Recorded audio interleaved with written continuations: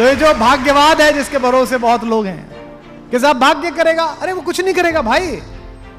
ये पाप का आवरण है, भाग्यवाद आवरण पाप का और शस्त्र शोषण का, जिससे रखता बचा भाग दूसरे जन का। ये भाग्यवाद क्या है? ये स्वयं को बचाने की आलस्य की उद्घोषणा है। ये हो जाएगा, भगवान जी क्या करेंगे? अरे आप पहले करोगे। धर्मो रक्षति रक्षिता, धर्म उसकी रक्षा करता है जो अपनी रक्षा करता है। आप जब अपने स्वधर्म की रक्षा करोगे तब ईश्वर नाम की जो भी शक्ति इस कायनात में मौजूद होगी, प्रकृति नाम की शक्ति होगी, उसकी पॉजिटिविटी जागेगी कि यार बड़ी मेहनत कर रही है बच्ची, बड़ा मेहनत कर रहा है बच्चा, इसको आशीर्वाद देते हैं और वो सुयोग का फल मिल जाएगा आपको। आपसे जो ईश्वर करेगा, वहां फलाने वाले पे चढ़ाई आए 5 रुपए, उसकी जोत बोल दी, उसका ये बोल दिया। और जितने असफल लोग बैठे हैं इस परिसर में, बहुत सफल लोग बैठे हैं राजनीति में, व्यवसाय में, अपने कामों में। याद करके देखिए जिस समय आप सफलता के लिए संघर्ष कर रहे थे, कितने पुखराज पहने थे, कितने बाबाओं की जोत मनाई थी, कितने यज्ञ किए थे। मैंने तो नहीं किए भाई, एक भी चीज नहीं पहन सकता था मैं, चप्पल ही थी वही पहन रहा था। उपलब्धि आ गई तो 5 आदमी आ गए, ये पहनो आप, ये करो आप। तो कई बार उनका मन रखने के लिए, चाहे माँ हो, चाहे पत्नी हो, बहन हो, आदमी कर लेता है। लेकिन ये सब जितना भी नियामन है भाग्य का, ये पुरुषार्थ से है सबसे। कृते में दक्षिणे हस्ते जयो में सव्याहिता। अगर कार्य अर्जुन तेरे सीधे हाथ में होगा तो विजय तो तेरे उल्टे हाथ में आ जाएगी। उल्टे हाथ से पकड़ना मुश्किल होता है। तो अगर कार्य तुम्हारे सीधे हाथ में होगा तो ये मध्य प्रदेश पीएससी और यूपीएससी आपके चरणों में आ जाएगा। एकाग्र होना क्या है? खुद से बात करना। भाई देखो, आधे आधे 1/3 बनना चाहते हो, 1/3 क्रिकेटर बनना चाहते हो, थोड़े से हीरो बनना चाहते हो, थोड़ा सा गाना गाना चाहते हो, थोड़े से अच्छे बेटे बनना चाहते हो, थोड़े से अच्छे प्रेमी प्रेमिका बनना चाहते हो, थोड़े से अच्छे विद्यार्थी बनना चाहते हो। इसमें का कुल मिला के आखिर में कुछ नहीं बन पाते। मेरे जीवन में जब हिंदी की कविता के साथ जीने का समय आया इंजीनियरिंग से फरार होकर, तो मेरी बहन ने मुझसे पूछा, हमारे समय में जब माँ बाप समझाते तो ऐसे नहीं समझाते थे कि जैसे ये जोशी साहब काउंसलिंग कराते हैं आपकी, कि एक मैडम बैठ जाती हैं, एक वो बैठ जाते हैं, वैल आप क्या करना चाहते हैं, किसमें रुचि। ना, हमारे तो पिताजी डायरेक्ट समझाते थे और उसमें पिताजी का आध्यात्मिक, मानसिक, हार्दिक और शारीरिक चारों प्रकार का बल लगता था। कोई मुझसे कहता है कि साहब माँ के पैर के नीचे जन्नत होती है, पिताजी के पैर के नीचे क्या? मैंने कहा जूता। उन्होंने जब मुझे समझाया और वो हार गए कि नहीं मैं तो कविता पढ़ूंगा, बीए करूंगा, तो मेरी बहन जो मुझसे बड़ी है, प्रोफेसर है वो, जिसने मेरा नाम विश्वास कुमार से कुमार विश्वास किया बाद में, उसने मुझसे पूछा तू करेगा क्या कविता करके, जिंदा कैसे रहेगा? तो मैंने उसको कहा कि हाँ जिंदा रहूंगा आराम से, क्योंकि हिंदुस्तान तो बड़ा आस्तिक देश है, जिसके दरवाजे पे 2 भजन गाऊंगा वही सुबह खाना खिलाएगा, शाम को खाना खिलाएगा। और ये ऐसा नहीं था कि हास्य में कहा गया था, ये मजाक में कहा गया था, ये कृत संकल्प था अंदर से कि अगर ऐसी भी कभी स्थिति आई तो ऐसा कर लेंगे। कहीं 4 बाद लाइन सुनाएंगे, एक गीत सुनाएंगे, आदमी सुबह का खिलाएगा, दूसरे गांव जाके दूसरा सुनाएंगे, वो खिलाएगा, कोई कपड़े सिलवा देगा, जीवन चल जाएगा। कम से कम तृप्त रहूंगा कि जो चाहता था वो कर रहा हूं, कविता लिखनी थी लिख रहा हूं, साहित्य पढ़ना था पढ़ रहा हूं। यह है एकाग्र भाव। अर्जुन एकाग्र हैं, बाकी सबको सब दिखता है, किसी को मछली दिखती है, किसी को कुछ दिखता है, अर्जुन को सिर्फ आंख दिखती है मछली की। इसलिए द्रोणाचार्य अपने पुत्र से भी अधिक प्रेम करते हैं उन्हें, और इस बात की टीस महाभारत के हर समकालीन पात्र को है कि गुरुवर द्रोण अर्जुन से इतना प्यार क्यों करते हैं। आपको भी लगता होगा कि फलां वाले सर इस बच्चे को ज्यादा प्यार करते हैं, इसकी तरफ ज्यादा, ऐसा नहीं है। वो किसी के प्रति भेदभाव नहीं है, वो केवल इतना है कि एकाग्र कौन है, क्योंकि दुनिया में केवल 2 ही परंपरा हैं जो अपने से आगे बढ़ने पर खुश देखती हैं सामने वाले को। एक पिता अपने पुत्र को आगे जाते हुए देख के गर्व से ऊंचा हो जाता है, और एक गुरु अपने शिष्य को बड़ा होते हुए देखकर गर्व से प्रसन्न हो जाता है। और एक बात और ध्यान रखिएगा, असफलताएं केवल यह सिद्ध करती हैं कि सफलता का प्रयास पूरे मन से नहीं हुआ। हमारा सबसे सफल भारत का एक विश्व नागरिक कौन है जिसे हिंदुस्तान जाति, धर्म, पॉलिटिक्स, दक्षिण उत्तर से बढ़कर जिसे प्रेम किया है आज तक गांधी के बाद? देखिए आप, बिना कहे नाम निकलता है एपीजे अब्दुल कलाम।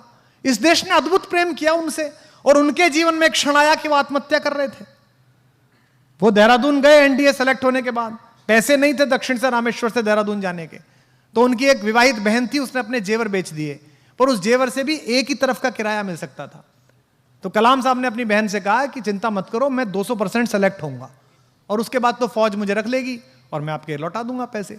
लेकिन वहां सिलेक्शन नहीं हुआ, तो ऋषिकेश कभी आप जाइए, वहां शिवानंद आश्रम है लक्ष्मण झूला के पास, वहां पहाड़ियां थी पहले। उस पहाड़ी पर शाम के समय वो पहुंचे आत्महत्या के इरादे से कि अब तो जीवन निस्सार हो गया, जाने तक के पैसे नहीं है।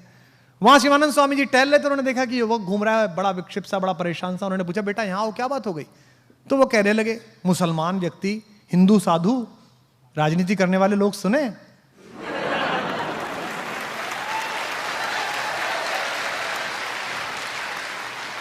उन्होंने पूछा कि क्या हो गया?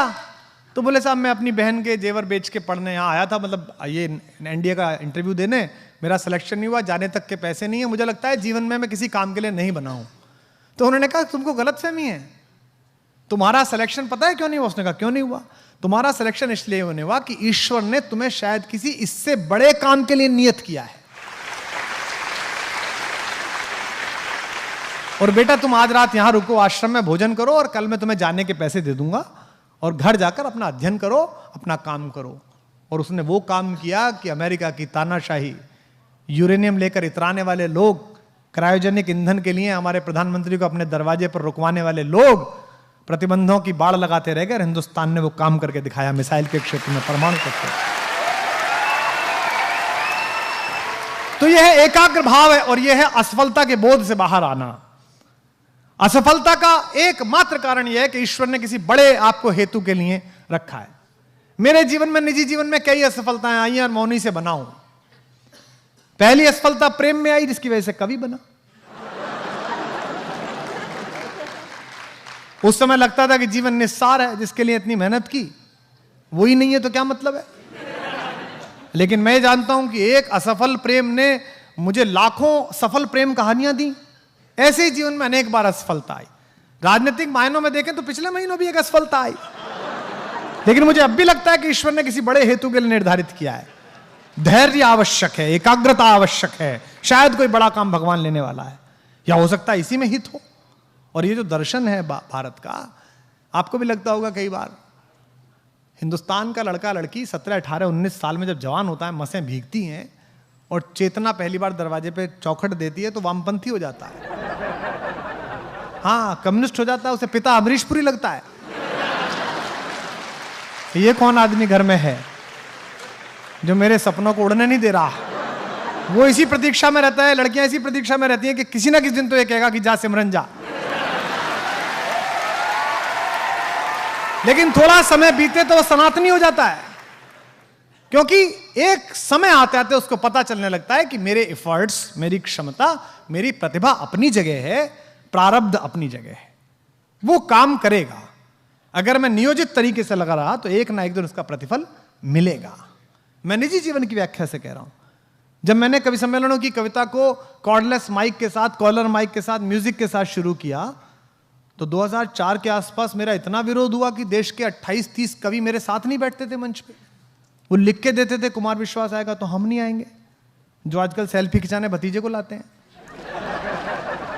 लेकिन मुझे पता था कि ये प्रारूप बदलेगा, अगर मेहनत की जाएगी तो कुछ होगा। क्योंकि किसी शिक्षा संस्थान में नहीं गई। मेरी दादी भी कहती थी मुझसे बचपन में, लाला मन से रोए तो फूटी आंख से भी आंसू निकले। रोना मन से है, काम मन से करना है। तो एकाग्र भाव, इसको अपने, आप जो भी परीक्षाएं देने जा रहे हैं, जो भी कुछ करने जा रहे हैं, इसलिए मत करिएगा कि आपको टॉप करना है, इसलिए मत करिएगा कि पिताजी ने यहां भेजा है, इसलिए मत करिएगा कि ये काम है अब करना है।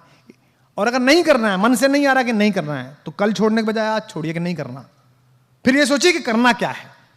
जैसा मैंने बताया ना, द्विज होने का अर्थ यह कि मेरे जीवन का उद्देश्य क्या है, मैं पैदा क्यों हुआ हूं। मतलब पैदा हुए और आप यूं ही, अकबर इलाहाबादी हमारे एक शायर थे, इलाहाबाद हाईकोर्ट में जस्टिस थे वो, उनका एक बड़ा अच्छा शेर है कि क्या कहें अहबाब वंशजों, हमारे आने वाली पीढ़ियों, क्या कहें अहबाब। किसी ने पूछा चाचा आपने क्या किया, तो उनका शेर था कि क्या कहें अहबाब, क्या कारे नुमाया कर गए, क्या हमने एग्जीबिशन लायक काम किया, बताने लायक काम किया। और काम बताया अगली लाइन में, क्या कहें अहबाब, क्या कारे नुमाया कर गए, बीए करी, नौकर हुए, पेंशन मिली, फिर मर गए। ये क्या हुआ भैया आपका? आपने कितने मित्र पैदा किए, कितने शत्रु पैदा किए, कितने विचार के विरोधी पैदा किए, कितने विचार के समर्थक पैदा किए, कितना संघर्ष किया। आपको राम के बाद की संततियों के बारे में पता है क्या? कोई चर्चा हुई क्या? आपको अगली संततियों के बारे में इतना पता नहीं है। जो निकला, जो अपने से बाहर निकला, उसको सारा संसार मिला, और जिसने मरना सीखा उसको ही जीने का अधिकार मिला। सबसे पहले जिज्ञासा को आदर दीजिए, अंदर जो भी पैदा हो उत्तर, उसके शमन की कोशिश करिएगा। दूसरी बात है कि आप धैर्य रखिएगा। जो कहा जाता है ना कि वतन की रेह मुझे एड़ियां रगड़ने दे, मुझे यकीन है पानी यहीं से निकलेगा। तो ये जो भाग्यवाद है जिसके भरोसे बहुत लोग हैं कि साहब भाग्य करेगा, अरे वो कुछ नहीं करेगा भाई। ये पाप का आवरण है, भाग्यवाद आवरण पाप का और शस्त्र शोषण का, जिससे रखता बचा भाग दूसरे जन का। ये भाग्यवाद क्या है? ये स्वयं को बचाने की आलस्य की उद्घोषणा है। ये हो जाएगा, भगवान जी क्या करेंगे? अरे आप पहले करोगे। धर्मो रक्षति रक्षिता, धर्म उसकी रक्षा करता है जो अपनी रक्षा करता है। आप जब अपने स्वधर्म की रक्षा करोगे तब ईश्वर नाम की जो भी शक्ति इस कायनात में मौजूद होगी, प्रकृति नाम की शक्ति होगी, उसकी पॉजिटिविटी जागेगी कि यार बड़ी मेहनत कर रही है बच्ची, बड़ा मेहनत कर रहा है बच्चा, इसको आशीर्वाद देते हैं और वो सुयोग का फल मिल जाएगा आपको। आप सोचो ईश्वर करेगा, वहां फलाने वाले पे चढ़ाई आए 5 रुपए, उसकी जोत बोल दी, उसका ये बोल दिया। और जितने यहां सफल लोग बैठे हैं इस परिसर में, बहुत सफल लोग बैठे हैं राजनीति में, व्यवसाय में, अपने कामों में। याद करके देखिए जिस समय आप सफलता के लिए संघर्ष कर रहे थे कितने पुखराज पहने थे, कितने बाबाओं की जोत मनाई थी, कितने यज्ञ किए थे। मैंने तो नहीं किए भाई, एक भी चीज नहीं पहन सकता था मैं, चप्पल ही थी वही पहनना था। उपलब्धि आ गई तो 5 आदमी आ गए, ये पहनो आप, ये करो आप। तो कई बार उनका मन रखने के लिए, चाहे माँ हो, चाहे पत्नी हो, बहन हो, आदमी कर लेता है। लेकिन ये सब जितना भी नियामन है भाग्य का, ये पुरुषार्थ से है। सबसे पहले कृते में दक्षिणे हस्ते जयो में सव्याहिता। अगर कार्य अर्जुन तेरे सीधे हाथ में होगा तो विजय तो तेरे उल्टे हाथ में आ जाएगी। उल्टे हाथ से पकड़ना मुश्किल होता है। तो अगर कार्य तुम्हारे सीधे हाथ में होगा तो ये मध्य प्रदेश पीएससी और यूपीएससी आपके चरणों में आ जाएगी। लेकिन उसके लिए एकाग्रता अर्जुन वाली चाहिए। न्यूजीलैंड में एक यूनिवर्सिटी है, विक्टोरिया विश्वविद्यालय, मैं वहां बोलने के लिए गया था। तो मैंने वहां बोला, वहां चाइना के लड़के भी थे, वियतनाम के अलग अलग शोध करते हुए विद्यार्थी। तो मैंने उनसे बोला कि भाई हमारे यहाँ तो मोटिव ऑफ लाइफ है, जीवन के जो उद्देश्य हैं वो 4 हैं, धर्म, अर्थ, काम और मोक्ष। तो मैंने बताया कि धर्म ये है कि आपको पता हो कि मुझे करना क्या है, शरीर का धर्म क्या है, आपका धर्म क्या है। ये हिंदू मुस्लिम नहीं, ये तो अभी 5,000 साल पुरानी कवायद है। मनुष्य, एक बात और ध्यान रखना, अचानक याद आ गई, मनुष्य 8 लाख वर्ष से पृथ्वी पर है और धर्म की अवधारणा 5,000 वर्ष की ज्ञात है हमारी। अगर इस 8 लाख वर्षों को 24 घंटे के जीवन में ढालो, मनुष्य की आयु 24 घंटे करो, तो धर्म के नाम 5 सेकंड आते हैं। और इस 5 सेकंड के चक्कर में हमने 23 घंटे 55 मिनट 55 सेकंड बर्बाद करके रख रखे हैं। सारा काम इसी में लगा रखा है हमने। तो ये जो धर्म, अर्थ, काम, मोक्ष, धर्म क्या है? शरीर का धर्म है। शरीर माध्यम खलु धर्म साधनम। रात को आप सोए, सुबह को आप शौच के लिए गए, ये शरीर का धर्म है। ये शरीर का पहला धर्म है कि जब शरीर में नेचुरल कॉल आए तब आप उसे निवृत्त होने के लिए जाएं। आपको आश्चर्य होगा कि भारत में, अमेरिका में लोग हंसते हैं, अमेरिका में जो डॉक्टर होता है उसके पास कोई जाता है और वो कहता है सर मुझे कॉन्स्टिपेशन की समस्या है, तो डॉक्टर कई बार हंस के कहता है आर यू इंडियन?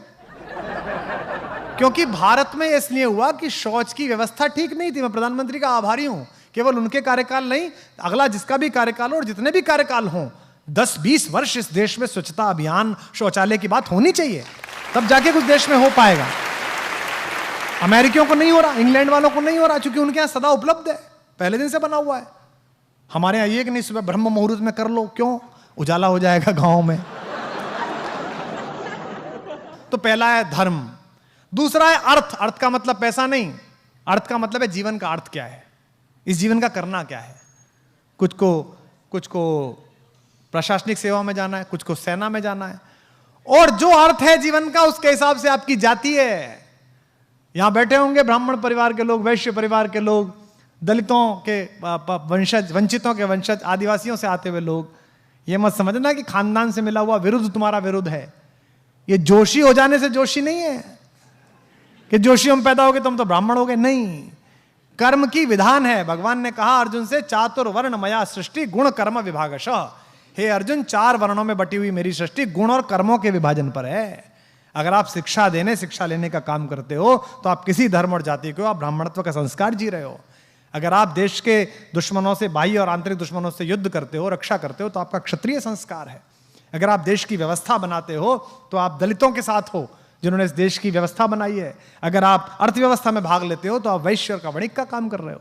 ये जो वर्ण व्यवस्था थी, हालांकि बहुत लोग नहीं मानते, ना माने कोई दिक्कत नहीं है, लेकिन ये बड़ी वैज्ञानिक थी। तो दूसरा हुआ धर्म, अर्थ, और तीसरा हुआ काम, जिस पर बातचीत करने से भी पूरा विश्व डरता था, उसकी व्यवस्था हमने बनाई। और वो काम केवल सेक्स नहीं है, वो काम है डिजायर। एको हम बहुश्यामः। वेद क्या कहता है? एक हूं, बहुत होना चाहता हूं। मनुष्य की क्या इच्छा है? आपने पढ़ा था बायोलॉजी में, अमीबा गोल वाला, वो बीच में से कट गया, फिर 2 हो गए, फिर कट गया, फिर 3 हो गए। ये क्या है? एको हम बहुश्याम है, मैं एक हूं, बहुत होना चाहता हूं। और इसी के कारण यह व्यवस्था बनी। भगवान बुद्ध के समय जब बुद्ध दर्शन चला और बुद्ध ने कहा जीवन दुख का मूल है, और ऐसी स्थिति आ गई कि अधिकतम लोग भिक्षुक होने लगे, उस समय दक्षिण से एक विद्यार्थी चला, एक तपस्वी चला आद्य शंकराचार्य नाम का, जिसने केवल एक दंड लिया और यात्रा की, और इस पूरे भारत को दोबारा जीवित किया और कहा कि नहीं, एको हम बहुश्यामः।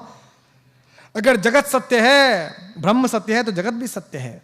तो तीसरी चीज है काम, जिसको सामान्य रूप से हम वात्स्यायन का काम शास्त्र समझ लेते हैं, हम सेक्स एजुकेशन समझ लेते हैं। सेक्स नहीं है वो, सेक्स तो उसका एक छोटा सा पार्ट है। जैसे बहुत सारे हमारे साथी जो है बच्चे योग को जो है वो सुबह सुबह होने वाली फूफा समझते हैं कि इस नाक से नया, इस नाक से गया, योग हो गया। ये योग का एक सामान्य अंग है। ये योग की जो 8 प्रक्रिया हैं उनमें से एक है ये प्राणायाम, जिसको लोग लिए घूम रहे हैं कि ये योग है। योग नहीं है, योग कर्म में कुशलता योग है। गीता में भगवान ने कहा है कि अर्जुन ने पूछा योग क्या है, तो उन्होंने कहा कर्म, योगः कर्मसु कौशलम। मैं फिर वहीं आ गया एकाग्रता पर, जो मैं आपसे कह रहा था भाइयों, छोटे भाई बहनों, जो एकाग्रता है कर्म की, वो योग है। मेरे पिताजी प्रोफेसर हैं, रिटायर हुए, 85 वर्ष के हैं, उन्होंने पीएचडी कराई है। हम जैसों को मूर्खों को ज्ञान देने की कोशिश की है, ले नहीं पाए हम पूरा। और मैं अक्सर देखता हूं कि वो अपने बगीचे में जो घर में बना हुआ है, उसमें सुबह ही सुबह सिद्धांत वो करते रहते हैं निराई विराई पौधों की। और बहुएं जो प्रोफेसर हैं, यूनिवर्सिटी में पढ़ाती हैं, IFS हैं, मेरी भाभियां, वो चाय लेके सुबह सुबह जाती हैं। मैंने एक दिन देखा कि वो उससे पौधे से बात कर रहे हैं। वो कह रहे हैं, अच्छा तो श्रीमान जी आपकी जड़ यहाँ निकल आई, ओहो हो, आप तो बहुत फजीता करोगे, चलिए आपको एक नया गमला देते हैं आज हम। और उसको लेके वो बात कर रहे हैं। मूर्ख थोड़ी है कि पौधे से बात करेंगे, कर्म की कुशलता के साथ कर रहे हैं। वो खुरपी लगाना, उसमें खाद डालना, पानी लगाना, उसे भी टालने काम की तरह। उन्हें किसी ने नहीं कहा, उनके बेटे पुत्रवधुओं की इतनी आय है, इतना पैसा है कि वो 10 माली रख लें, लेकिन वो खुद कर रहे हैं क्योंकि वो कर्म में कुशलता है। याद करके देखिए आपने आखिरी बार ऐसा कौन सा काम किया था जिसमें आप इतने एकाग्र थे कि आपको आवाज नहीं सुनाई दी। बहुएं जाती हैं, पापा जी चाय ले लीजिए, उन्होंने सुनी नहीं, पापा जी चाय ले लीजिए। फिर तीसरी बार में, हाँ बेटा, अच्छा बेटा रख दो, तब उन्हें समझ में आई कि चाय पीनी है, क्योंकि वो उससे संवाद कर रहे हैं। और अगर उन्होंने मन से संवाद किया है तो मन से वो पौधा सुन भी रहा होगा। मुझसे पूछा था एक विदेशी विद्यार्थी ने कि साहब ये क्या कहानी है आपके यहाँ कि मीराबाई ने जहर पिया वो बच गई। तो मैंने कहा अगर ये आस्था है कि ये जो मुझे भेजा है ये भगवान कृष्ण ने अमृत भेजा है, अगर अंदर इतनी पात्रता है तो दुनिया के हर जहर को अमृत होना ही पड़ेगा। दुनिया की हर केमिस्ट्री को नतमस्तक होना ही पड़ेगा। देश के सबसे बड़े कार्डियोलॉजिस्ट हैं, मैं नाम नहीं लूंगा उनका क्योंकि निजता में उल्लंघन हो जाएगा। मैंने उनके साथ एक बार यात्रा की विदेश में, और मैंने देखा कि वो प्राइवेट जेट था जिसमें जाना था, उसमें उन्होंने बैठने के तुरंत बाद 4 घंटे का सफर था, अपने हैंड बैग से लड्डू गोपाल निकाले और गणपति निकाले और दोनों को प्रणाम करा। तो मैंने उनसे पूछा भाई साहब ये क्या है, आप तो इतने बड़े डॉक्टर हो, ऐसे रोबोटिक्स से ऑपरेशन कर देते हो। दुनिया में, हिंदुस्तान में जो भी बड़ा है, चाहे वो मुख्यमंत्री हो, प्रधानमंत्री हो, सेठ हो, वो आप ही के चरणों में आके गिरता है कि तुम खोलो दिल। तो ये सब क्या है भगवान जी, आपकी क्या आस्था है इसमें? तो उन्होंने मुझे कहा कि देखो मैंने बहुत ऑपरेशन किए हैं और मैंने अनेक बार ऐसा देखा कि सब कुछ ठीक था, कोई प्रॉब्लम ही नहीं थी, और मुझ जैसा डॉक्टर था और पूरी बैटरी डॉक्टर्स की लगी हुई थी और मैं कुछ नहीं कर पाया, मेरे सामने से आदमी निकल गया। और कई बार मैंने ऐसा देखा कि आदमी ऐसा है कि इसको तो कोई नहीं बचा सकता, मुझ जैसे 650 लग जाएं, और मैंने कुछ नहीं किया, बस कोशिश शुरू की थी कि वो आदमी बच गया। तब मुझे पता लगा कि मुझसे और मेरे ज्ञान और मेरी क्षमता प्रतिभा से भी ऊपर कोई ताकत है जो दुनिया को चलाती है, जो दुनिया के बारे में तय करती है। तो ये है जीवन का अंतिम मोक्ष, ये काम के बाद का मोक्ष है। जीवन के 4 हेतु हमने तैयार करे। तो ये जो एकाग्रता है अपने काम में, कि जिस समय आप इतिहास पढ़ रहे हो, जिस समय आप सोशियोलॉजी पढ़ रहे हो, जिस समय पॉलिटिकल साइंस पढ़ रहे हो, उस वक्त आपको ये लगे जैसे इस परिसर में बैठे हुए जो लोग हैं, जो त्रयी है आपकी चेतना की, स्थान की, आपने व्यक्तित्व की और समय की, वो तीनों अर्धलुप्तावस्था में, उन्हें याद नहीं है कि मैं कहां बैठा हूं, मुझे कितने बजे जाना था, मैं कौन हूं। संवाद में सरसता है, हम एक दूसरे से बात कर रहे हैं, आप रिएक्ट कर रहे हैं, मैं आपकी बात कर रहा हूं। तो आप जब पढ़ें, जब पढ़ने के लिए बैठें, तो इतनी समरसता जिस दिन आ जाएगी, उस दिन ये पब्लिक सर्विस कमीशन का रिजल्ट नहीं है, ये प्रोडक्ट नहीं है, ये बाई प्रोडक्ट है। आपको ये तो बाई प्रोडक्ट में मिल जाएगा, तो छाछ है, नवनीत नहीं है, मक्खन नहीं है। मक्खन वो आत्मसंतोष है जो आपको इतिहास को पढ़ने में मिलेगा। मक्खन वो आत्मसंतोष है कि आपको इस बात के शोध लगाने में लगेगा कि पानीपत की तीसरी लड़ाइयों में, तीनों लड़ाइयों में निर्णय विपरीत क्यों हुए।